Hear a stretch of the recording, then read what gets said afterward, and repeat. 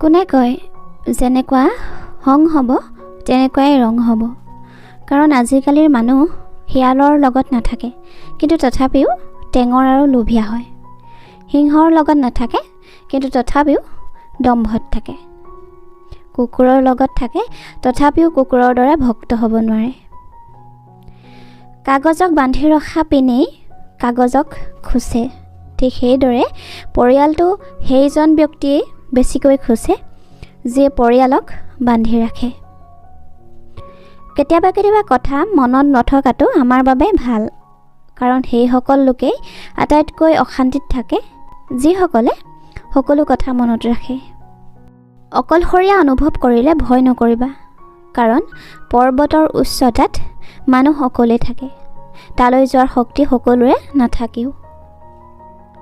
ভাল এখন হৃদয় আৰু ভাল স্বভাৱ দুয়োটাই দৰকাৰী, কাৰণ ভাল এখন হৃদয়ে বহুত সম্বন্ধ গঢ়িব পাৰে আৰু ভাল স্বভাৱৰ দ্বাৰাই জীৱনভৰ টিকিব। বন্ধু হওক বা চৰাই, দুয়োটাকে মুক্ত কৰি এৰি দিয়ক। ঘূৰি আহিলে জানিব আপোনাৰ আছিল, আৰু ঘূৰি নাহিলে জানিব যে তেওঁ আপোনাৰ নাছিলেই। জীৱন কি?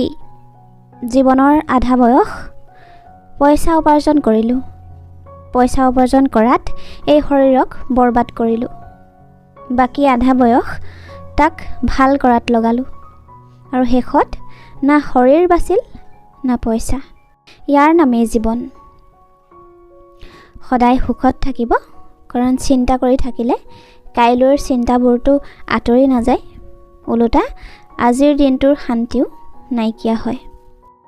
ঘৰ এখনত মহিলাগৰাকীয়ে সকলোৰে মান ৰাখে, কিন্তু ক'ব নোৱাৰোঁ কিয় কেতিয়াবা সেইসকল পৰিয়ালৰ মানুহেই নুবুজে যে সেই মহিলাগৰাকীৰো এটা মন আছে।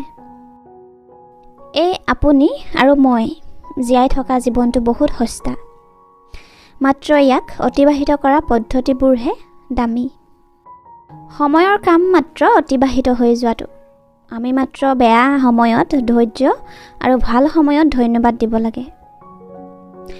লগত থাকি যি বিশ্বাসঘাত কৰে তেওঁতকৈ ডাঙৰ কোনো শত্ৰু নাই, আৰু যিয়ে আমাৰ সন্মুখতে আমাৰ বেয়াবোৰ কৈ দিয়ে তেওঁতকৈ ডাঙৰ কোনো মিত্ৰ নাই। জীৱনত দুজন মানুহৰ পৰা আঁতৰত থাকিব। প্ৰথম ব্যস্ত আৰু দ্বিতীয় অহংকাৰী, কাৰণ ব্যস্ত মানুহ এজনে নিজৰ মন গ'লেহে কথা পাতিব, আৰু অহংকাৰীয়ে নিজৰ মতলবৰ লগত মনত পেলাব। খঙক সদায় নিজৰ কাবুত ৰাখিব, কাৰণ খঙত কোৱা এটা শব্দও কেতিয়াবা ইমানেই বিষৰ দৰে হৈ পৰে যে সি 1000 ভাল কথাও কেৱল 1 ছেকেণ্ডতে শেষ কৰিব পাৰে।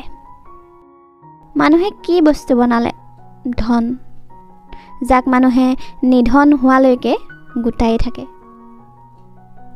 জীৱনৰ আটাইতকৈ দামী বস্তু হ'ল আমাৰ আজিৰ সময়, যি এবাৰ গ'লে সকলো সম্পত্তি লগায়ো কিনিব নোৱাৰে।